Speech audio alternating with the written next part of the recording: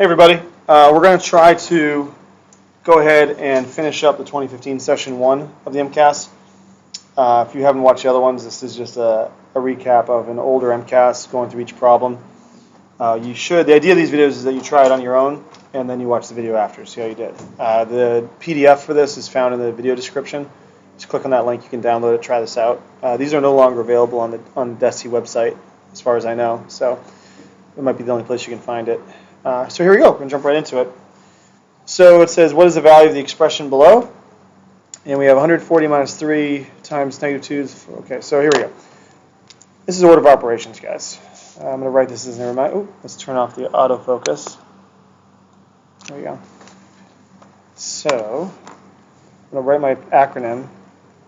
Parentheses, exponents, and multiplication division is a single step from left to right, as is addition subtraction. So parentheses, we have -2, but there's nothing to do in the parentheses.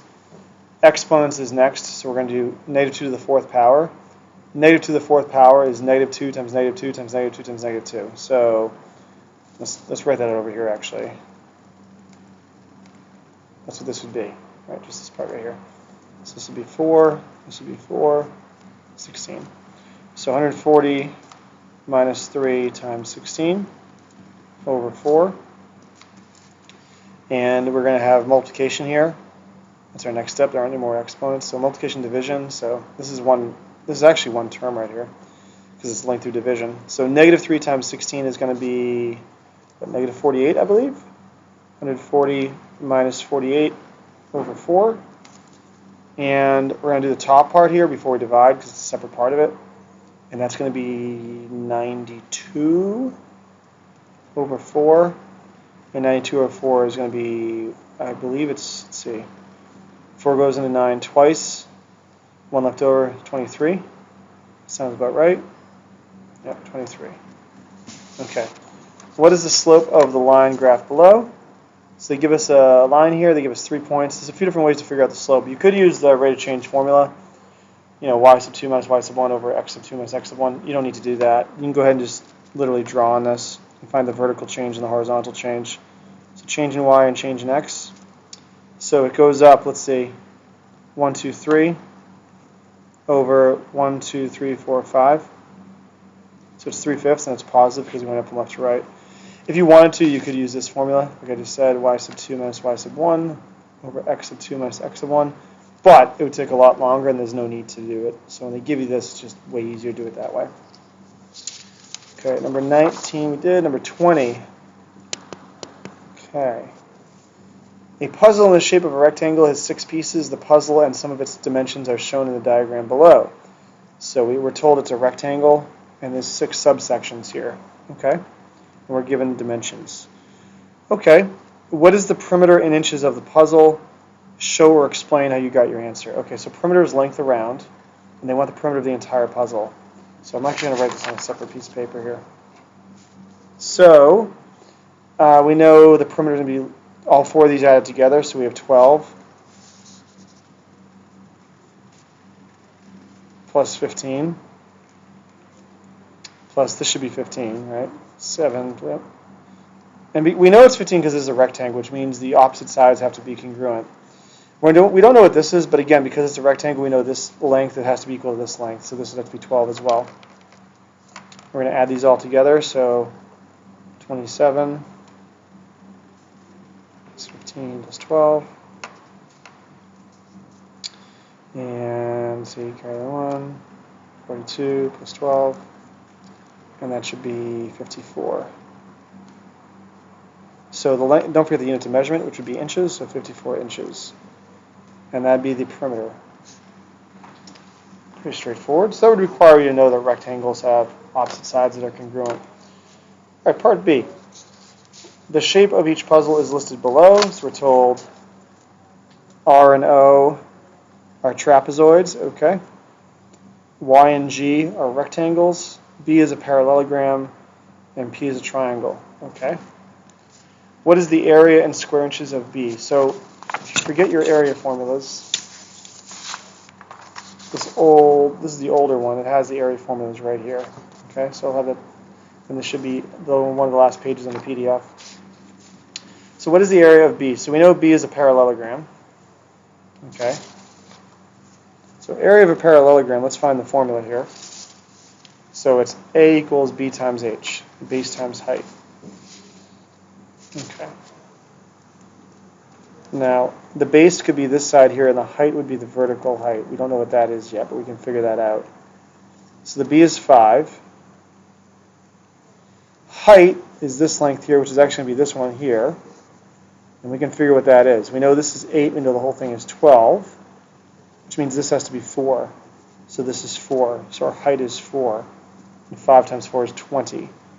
So our area would be 20 square inches. Don't forget the unit of measurement would be square inches because we're talking about area. Okay? Okay. C is asking us, what is the area of R? We know R is a trapezoid.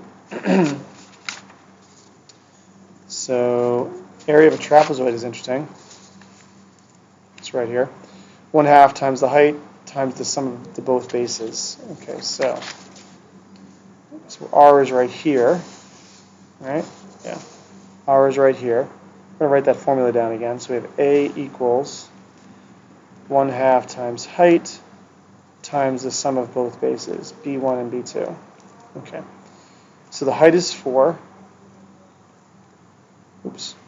1/2 times 4. B1, we'll call this B1, is 10. Plus, and B2 is this one. So this one would be equal to these two together, so this would be 7. And then we would just do this out here. So order of operations, we're going to do parentheses first. This would be 17. And then we're going to do 1/2 times 4 is 2. And 2 times 17 is 34. So it's 34 square inches.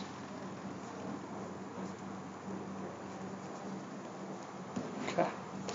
Now part D, it says what is the area in square inches of P? P is a triangle. Okay. So we go to our area formula for triangle, which is right here, and we see it's 1/2 times base times height. So A equals 1/2 base times height. So for this example, it might actually be easier to look at it this way. I don't know if that would be helpful. So this is the base, this is the height. Okay. So base is going to be 12.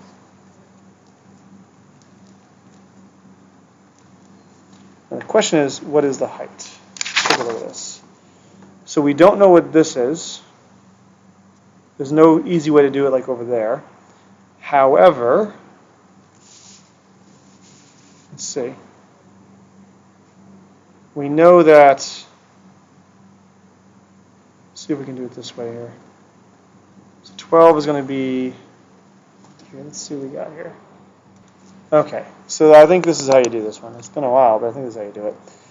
So, we know that this whole thing is 8 because it's congruent to this length here. So we know from here to here is 8, right? We also know this part here is 5 and it's a parallelogram. So parallelograms, the opposite sides are congruent. It means this is 5, right? So if this is 5 and this whole thing is 8, that has to be 3 because they have to add up to 8. This is actually pretty challenging. If people don't know their basics about parallelograms, it'd be easy not to know that. So that's going to be 3. So we're going to go 3 here. And then we're going to go left to right here because it's multiplication. So 1/2 of 12 is 6.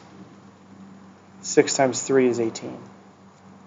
So the area of the triangle would be 18 square inches. So yeah, that part's not easy. That part I could see people make a mistake on that. All right. And let's see here. 21, I think this is the last one. That's the last one. Okay. First 5 figures in the pattern are shown below. So we have this figure and so forth. And you can see it starts with a single point. Then you get a pentagon. Then a pentagon inside. Outside the pentagon, you can see these pentagons are expanding outward. Okay. What is the number of pentagons in figure 6? Okay, so it goes up by 1 each time, number of pentagons. So right now we have 1, 2, 3, 4, so it's going to have 6. Sorry, 5. 1, 2, 3, 4, yeah. there'll be 5. 5 pentagons. In the explanation, it's increasing by 1.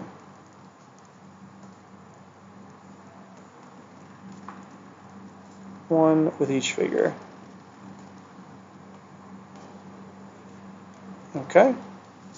Part B. Write an expression that represents the number of pentagons in figure n. Okay.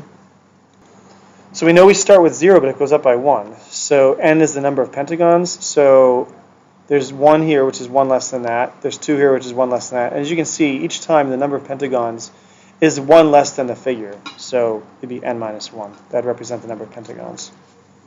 Figure 1 is 1 dot. Figure 2 is composed of 5 dots, connected by line segments. So now it goes from number of pentagons to number of dots. And it's asking us for the number of dots in figure 6. So let's go ahead and write down the number of dots. So 1 for figure 1, 5 for figure 2, 5 plus 6, 7, 8, 9, 10, 11, 12. And then 12 plus 13, 14, 15, 16, 17, 18, 19, 20, 21, 22. And here it's 22 plus 23, 24, 25. I'm sorry. 23, 24, 25, 26, 27, 28, 29, 30, 31, 32, 33, 34, 35. So 35. So it went up by 4. Then it went up by 7. Then it went up by 10. Then it went up by 13. So you can see the amount it's increasing by is incremental. It's going up by 3 more than the previous value. So 3 more than 13 would be 16. We'd add 16 to 35. So 35 plus 16 is going to be, let's see, carry the 1, 51. So there'd be 51 dots in figure 6. Dots in figure 6. Okay, last part. Explain how the number of dots in figure 8 and the number of dots in figure 9 can be used to determine the number of dots in figure 10. Okay. So the way I would explain it would be like this. First of all, we can figure it out. So this is figure 1, figure 2, figure 3, figure 4. I'm going to go through the whole thing here. Figure 5, figure 6.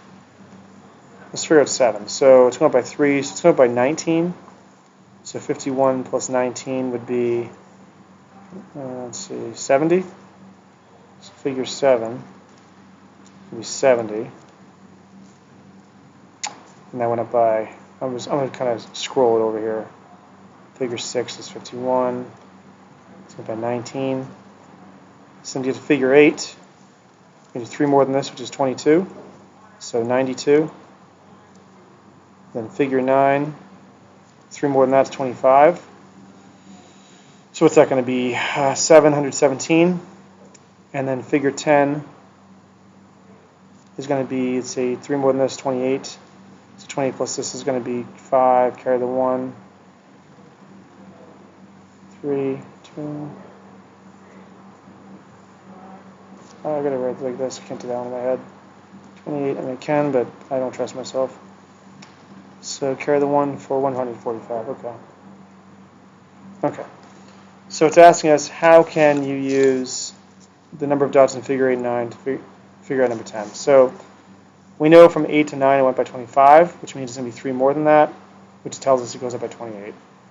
So you'd say that the value of 25 increases by 3. Which is then added to 17. Sorry, 117. To find figure 10.